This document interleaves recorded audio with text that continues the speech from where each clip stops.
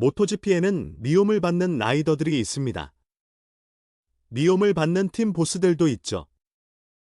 그리고 이 남자가 있습니다. 모토GP에서 한 번도 우승하지 못한 경영자입니다. 폴 포지션을 차지한 적도 없습니다. 프리미어 클래스 트로피를 들어 올린 적도 없죠. 하지만 그럼에도 불구하고 그는 트랙 위의 많은 경쟁자들보다 더 많은 경력을 쌓았습니다. 어떤 라이더들은 그를 선구자라고 생각합니다. 또 어떤 이들은 그와 다시는 함께 일하고 싶어 하지 않습니다. 그리고 가장 놀라운 점은 수많은 팬들이 그를 비판하는 동안에도 결과는 그가 옳았음을 보여주는 듯하다는 것입니다. 그의 지휘 아래 KTM은 모토GP에서 거의 존재감이 없던 브랜드에서 레이스에서 우승하고 한더, 여마허, 두카티와 같은 역사적인 거물들과 맞설 수 있는 제조사로 변모했기 때문입니다.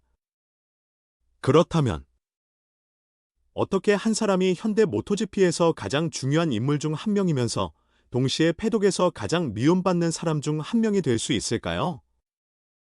그 답은 이름에 있습니다. 피트 바이러.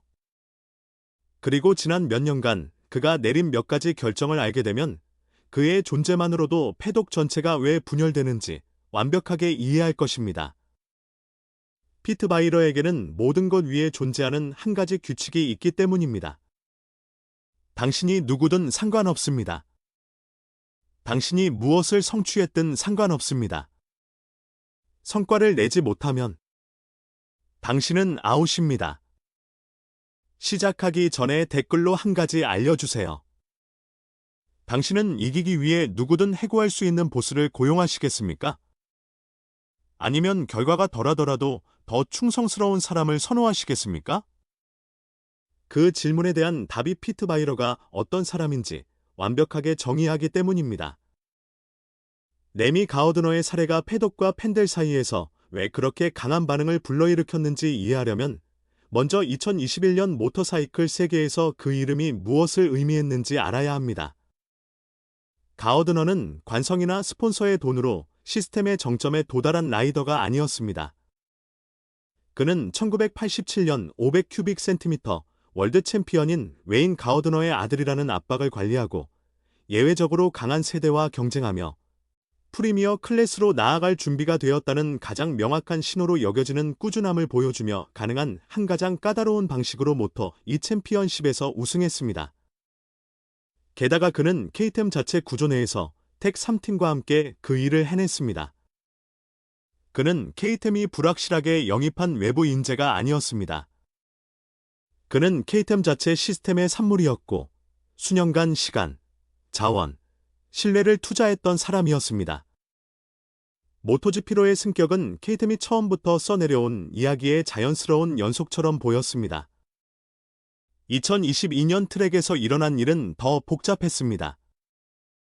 당시 RC16은 모든 라이딩 스타일에 똑같이 적합하지 않은 매우 독특한 특성을 가진 오토바이였습니다. 육체적으로 힘들었습니다. 많은 라이더들이 몇 시즌에 걸쳐 개발해야 하는 프론트 엔드에 대한 신뢰를 요구했습니다. 그리고 가우드너는 이전 재능과 상관없이 모토GP의 대부분의 루키들처럼 이전에 타본 모든 것과 근본적으로 다른 오토바이에서 그 신뢰 수준을 찾는 데 시간이 필요했습니다. 그 첫 시즌의 결과는 이러한 어려움을 반영했습니다. KTM이 기대했던 결과는 아니었지만 대부분의 루키들이 모토GP 첫 시즌에 내는 결과의 맥락에서 볼 때 통계적으로 특별히 나쁜 것도 아니었습니다. 하지만 특별했던 것은 그리고 스포츠 결과 이상으로 이 문제를 뉴스로 만든 것은 피트 바이러의 반응이었습니다.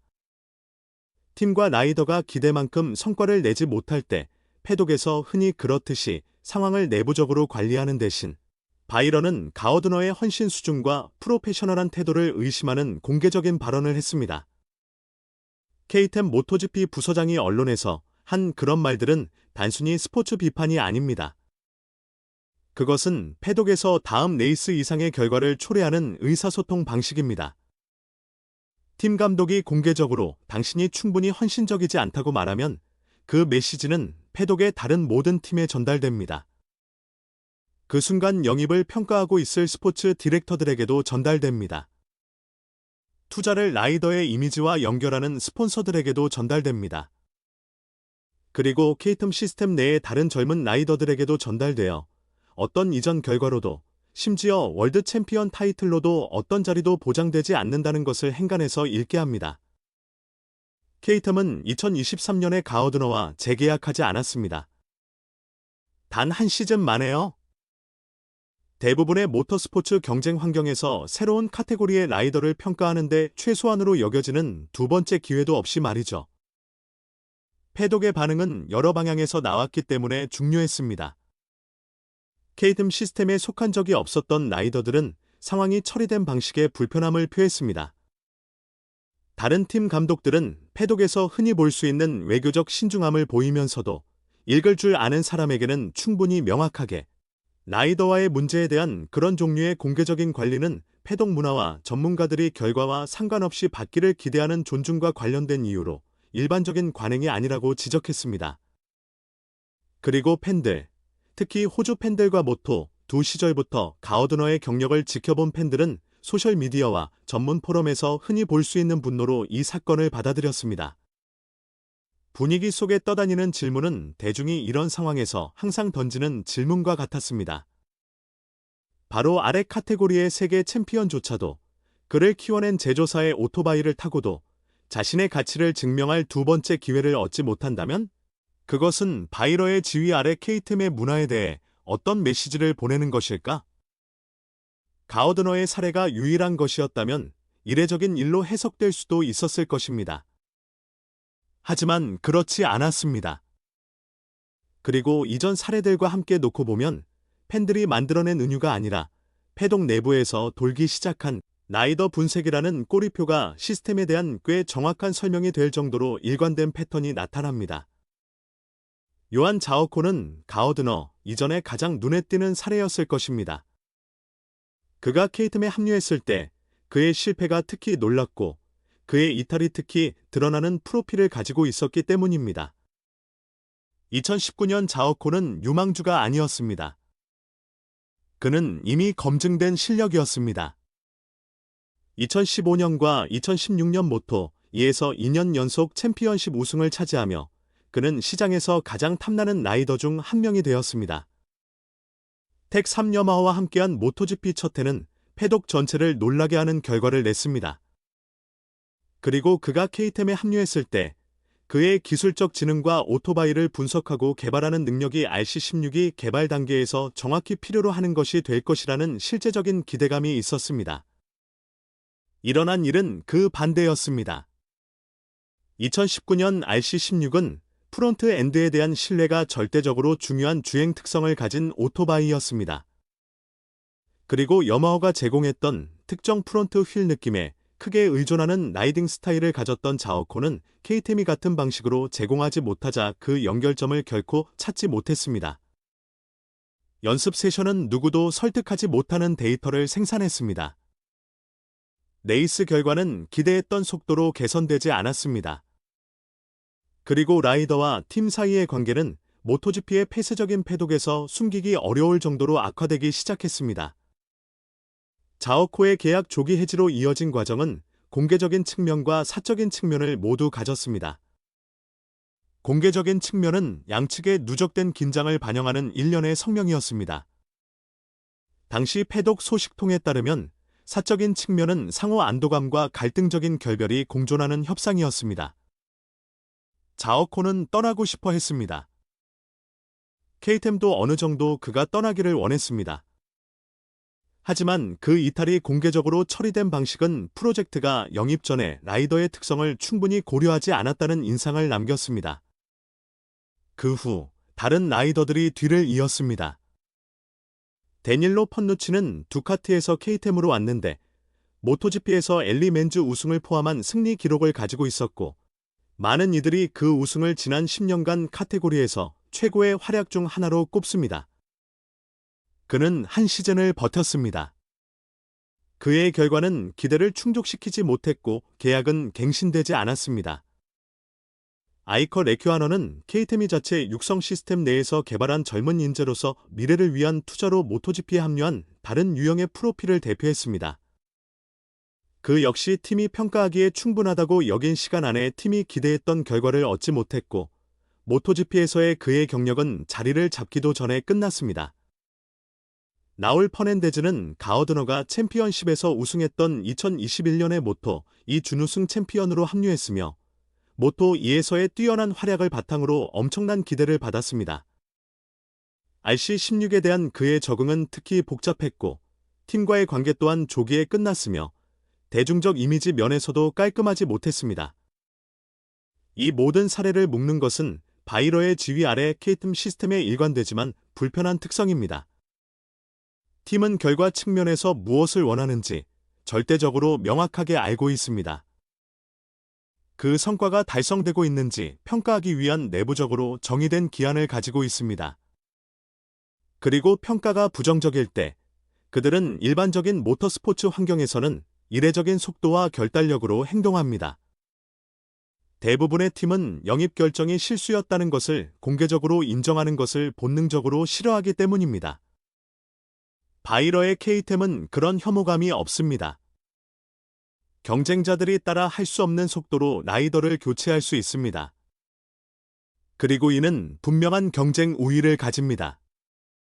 왜냐하면 작동하지 않는 상황에 너무 오랫동안 갇히지 않는다는 것을 의미하기 때문입니다.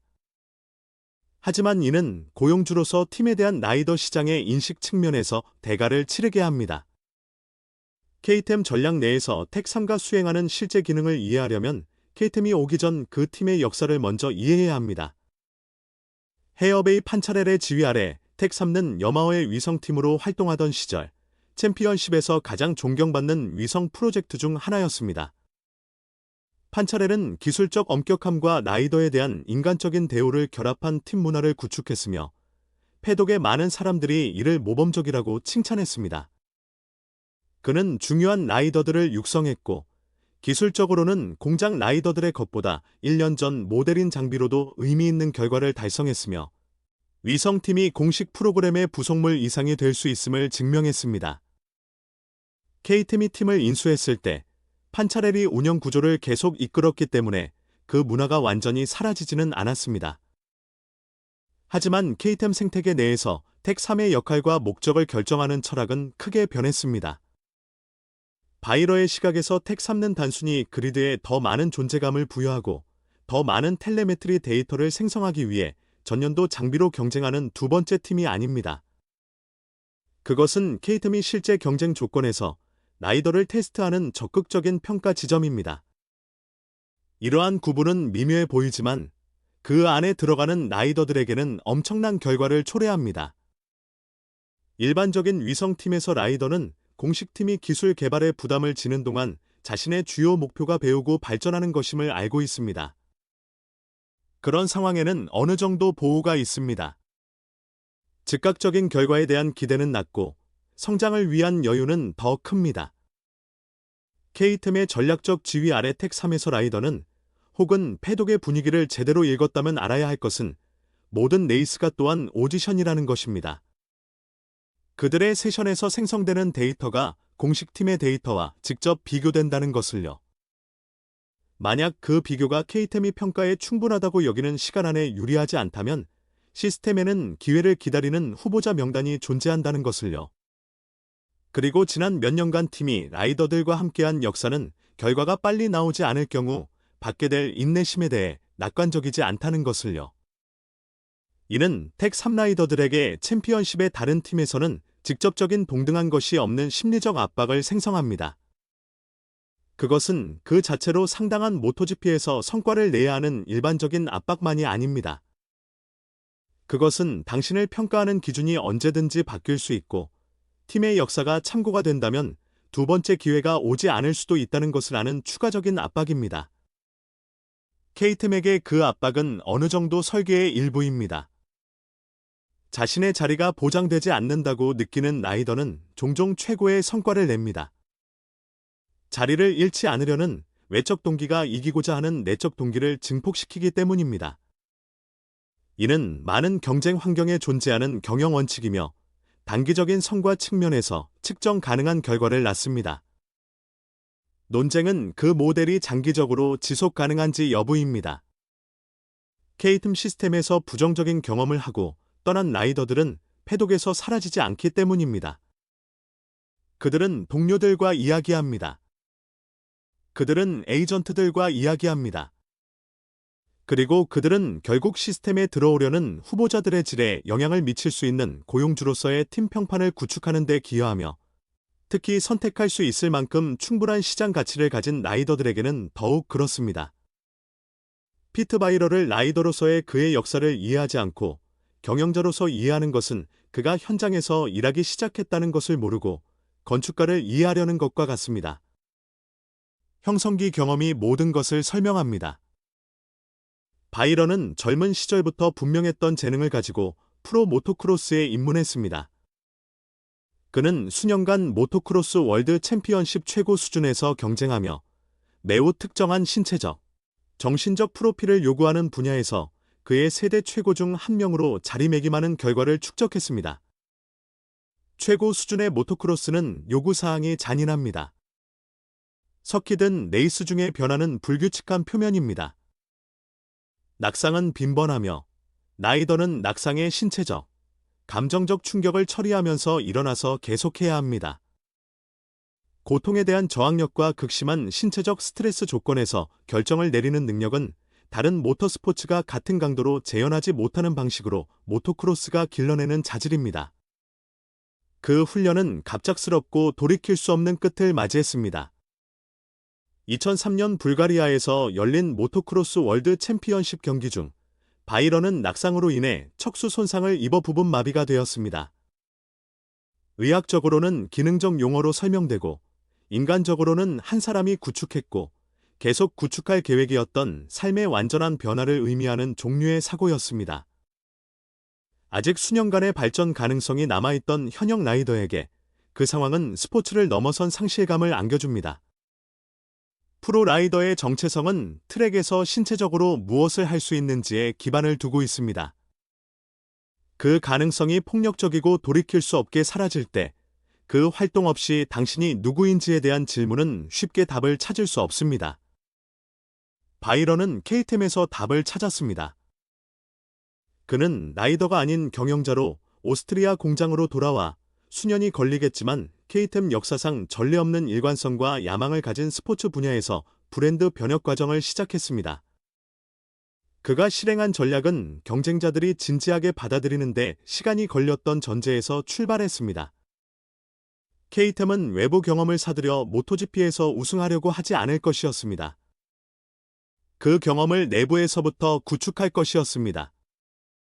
그들은 자체 라이더 육성 시스템, 자체 오토바이 개발 철학, 그리고 한더나 여마하가 오렌지 로고를 붙인 버전이 아니라 모든 세부 사항에서 케이템다운 자체 경쟁 문화를 개발할 것이었습니다.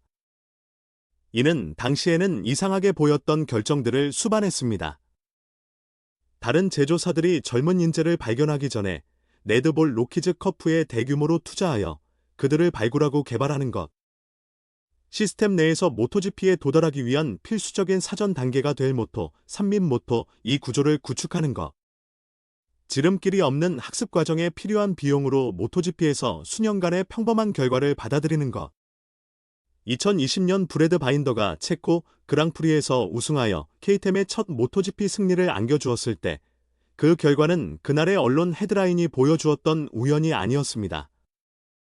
그것은 단기적으로는 승리를 가져오지 못했지만 장기적으로는 승리를 위한 기반을 구축하는 길을 따르기로 수년 전에 내려진 결정의 결과였습니다. 그것이 외부에서는 차갑거나 무심해 보이는 라이더에 대한 결정을 내릴 때 바이러가 보는 맥락입니다. 그는 라이더의 성과를 공허하게 평가하는 것이 아닙니다. 그는 자신만의 논리와 우선순위를 가진 장기 계획 안에서 그것을 평가하고 있습니다. 그리고 라이더가 그 계획에 맞지 않을 때 시스템의 효율성은 상황이 항상 가장 우아한 방식은 아닐지라도 신속하게 해결되도록 요구합니다. 페이드로 어카스터의 모토GP 합류 관리는 케이템의 최근 역사에서 공개 커뮤니케이션과 팀 인식에 미치는 영향 측면에서 가장 복잡한 에피소드였을 것입니다. 이는 K템이 이미 경쟁력을 갖추고 있었고 결정들이 더 가시적이고 더 많이 분석되는 결과를 초래했던 시기에 발생했기 때문입니다. 어카스터는 모터사이클 패독에서 수년에 걸쳐 구축되는 명성을 몇 달 만에 쌓아 K템 시스템에 합류했습니다. 2021년 모토 3대비 시즌은 통계적으로 해당 카테고리 최근 역사상 최고 중 하나였습니다. 적응 속도, 결과의 일관성, 그리고 모토 3처럼 예측 불가능한 카테고리의 압박을 관리하는 방식은 패독에서 젊은 라이더의 재능에 대한 논쟁이 보통 수년간 지속되는 곳에서 드문 합의를 이끌어냈습니다. 어카스터는 달랐습니다. 그는 수년에 한 번 나타나는 종류의 재능이었습니다. K템은 그가 자신들의 라이더였기 때문에 누구보다 잘 알고 있었습니다. 그리고 그것은 어느 정도 팀이 가질 수 있는 최상의 문제를 만들었습니다. 시스템의 정상적인 과정이 예상했던 것보다 분명히 더 일찍 준비된 사람의 모토GP 합류를 현재 운영 중인 구조를 불안정하게 만들지 않으면서 어떻게 가속화할 것인가? K템은 약속이 있었습니다. 공식팀과 텍3에 계약된 라이더들이 있었습니다. 수년간 작동해왔고 그 구조들의 안정성에 의존하는 개발 논리가 있었습니다.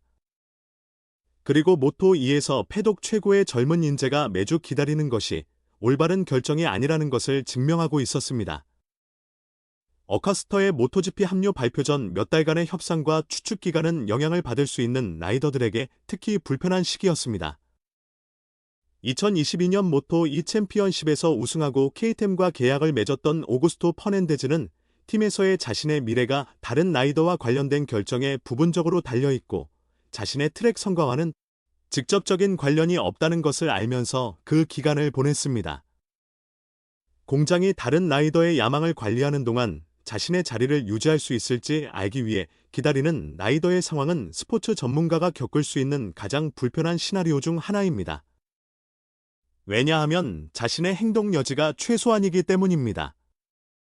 당신은 계속해서 최고의 성과를 낼 수 있지만 공장이 내려야 할 전략적 결정이 다른 방향을 가리킨다면 그것은 아무것도 보장하지 않습니다. K템은 결국 상황을 해결했고 어카스터는 2024년에 자매 브랜드인 게스게스와 함께 모토GP에 합류했습니다. 그리고 그의 첫 시즌에 보여준 결과는 더 이상 기다리지 않기로 한 결정을 충분히 정당화했습니다. 하지만 그 지점까지의 과정은 여러 이전 사례들이 만들어냈던 느낌을 다시 한번 남겼습니다. K템 시스템 내에서 어떤 라이더의 위치도 다른 팀에서는 같은 방식으로 존재하지 않는 방식으로 우발적이라는 것입니다. 바이러에게 그 우발성은 시스템의 강점이지 약점이 아닙니다. 상황이 요구할 때 빠르게 움직일 수 있는 팀은 적응할 수 있는 팀입니다. 그리고 모토GP처럼 빠르게 변하는 챔피언십에서 적응 능력은 안정성보다 더 가치 있는 경우가 많습니다. 피트 바이러가 모토GP에서 가장 미움받는 사람이라는 꼬리표를 받을 자격이 있는지, 아니면 그 꼬리표가 진실을 밝히기보다 왜곡하는지에 대한 질문에 답하기 위해서는 공개 토론에서는 거의 하지 않는 일을 해야 합니다. 일반적으로 같은 대화에서 뒤섞이는 다양한 평가 기준을 분리하는 것입니다. 스포츠 결과의 관점에서 볼 때 K템의 모토GP 프로그램을 이끈 바이러의 실적은 솔직히 의문을 제기하기 어렵습니다. K템은 2017년에 프리미어 클래스에 진입했는데 말 그대로 수십 년 만에 모토GP에서 처음부터 경쟁을 시도한 유일한 새로운 제조사였습니다. 초기 시즌에는 결과가 미미했는데 경쟁자들의 수준과 어떤 프로젝트든 성숙하는 데 필요한 시간을 고려하면 완전히 예상 가능한 일이었습니다. 하지만 그 궤적은 꾸준히 상승했습니다. 첫 승리가 찾아왔습니다. 다음 승리들도 찾아왔습니다. K템 생태계 내에서 훈련받거나 성장한 브래드 바인더와 호어의 마어틴 같은 라이더들은 인재 개발 시스템이 작동하고 있음을 증명했습니다. 그리고 호어의 마어틴의 2023년 챔피언십은 프로맥 두카티와 함께했지만 부분적으로는 마어틴이 이전 몇 년간 K템 시스템 내에서 받은 훈련 덕분에 가능했습니다. 그것은 운이 아닙니다. 그것은 당시에는 인기가 없었던 결정들을 포함하여 수년간 일관되게 실행된 올바른 전략적 결정들의 결과입니다. 작업 문화와 라이더에 대한 대우의 관점에서 볼 때 평가는 더 복잡합니다. 모토GP 패독은 다른 어떤 고성능 전문 환경과 마찬가지로 불충분한 결과와 적절한 기회의 부족을 구별할 수 있어야 한다는 정당한 주장이 있습니다. 경력에서 처음으로 모토GP에 진출하여 첫 시즌에 팀이 기대했던 결과를 내지 못하는 모토 이 라이더는 그의 근본적인 능력보다는 그 전환 과정에서 피할 수 없는 학습 곡선과 더 관련이 있는 이유로 실제 잠재력 이하의 성과를 내고 있을 수 있습니다. 그에게 두 번째 기회를 주는 것은 자선 행위가 아닙니다. 라이더의 잠재력에 대한 평가가 여전히 긍정적이라면 합리적인 투자 결정입니다. 그리고 KTM의 역사에는 그 두 번째 기회가 다른 결과를 낳았을 수도 있는 사례들이 있습니다. 하지만 다른 주장도 정당합니다. 모토GP의 경쟁 수준은 매우 높고 기술 발전 속도는 너무 빨라서 오지 않는 결과를 너무 오래 기다리는 팀은 다시 돌아오지 않을 기회를 잃게 됩니다. 그리고 KTM은 이 카테고리에서 비교적 최근에 진입한 제조사로서 수십 년의 역사와 그 수십 년에 걸쳐 축적된 재정적 비축을 가진 한더나 여마오가 감당할 수 있었던 기다림의 시간을 누릴 여유가 없었습니다. 피트 바이러의 임무를 특히 양극화시키는 것은 그가 스포츠에 필요하지만 실제로 보는 것이 불편한 리더십 방식을 구현한다는 점입니다. 엘리트 스포츠는 충성심, 가족, 공유된 열정으로 뭉친 공동체에 대한 이야기를 만들어냅니다. 하지만 그런 이야기들 아래에는 항상 훨씬 더 차가운 성과 논리가 존재합니다. 바이런은 그 논리를 이야기 뒤에 숨기지 않습니다. 그는 그것을 눈에 띄게, 때로는 시끄럽게 관리하며 그것이 불러일으키는 감정적인 반응을 유발합니다. 그는 패독의 악당인가요? 특정 라이더들에게 불공정하게 행동했다고 생각하는 사람들이 있다는 의미에서는 그렇습니다. 무상으로 또는 스포츠 성과와 무관한 이유로 경력을 망쳤다는 의미에서는 그 결론을 명확하게 뒷받침하는 증거는 없습니다. 그리고 그가 내린 결정이 없었다면 KTM이 오늘날보다 덜 경쟁적인 프로젝트였을 것이라는 의미에서는 대답은 명백히 아니오입니다. 가장 정확한 현실은 아마도 두 극단적인 이야기 중 어느 쪽보다 덜 극적일 것입니다.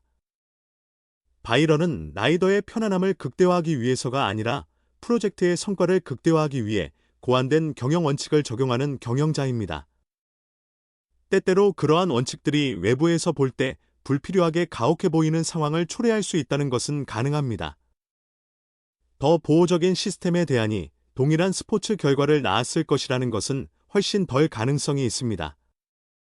아마 그것이 피트 바이러가 그토록 많은 감정을 불러일으키는 진짜 이유일 것입니다. 그는 스포츠의 가장 차가운 면을 대표하기 때문입니다. 감정이 10분의 1초보다 덜 중요한 부분, 계약이 결과보다 덜 가치 있는 부분, 그리고 약속이 몇 달 만에 사라질 수 있는 부분입니다. 하지만 그는 또한 다른 것을 대표합니다. 야망, 승리에 대한 집착, 그리고 다른 사람들이 감히 내리지 못하는 결정을 내리려는 의지입니다. 그래서 어떤 이들은 그를 악당으로 여깁니다. 또 어떤 이들은 천재로 여깁니다. 확실한 것은 그가 없었다면 KTM은 아마 오늘날의 위치에 있지 못했을 것이라는 점입니다. 그리고 그가 계속해서 공격적인 결정을 내리는 한 논란은 보장됩니다. 이제 당신의 차례입니다. 피트 바이런은 KTM을 모토GP의 강자로 만들기 위해 필요한 일을 한 선구자일까요? 아니면 결과를 얻기 위해 너무 많은 선을 넘은 경영자일까요? 댓글에서 당신의 의견을 기다리겠습니다.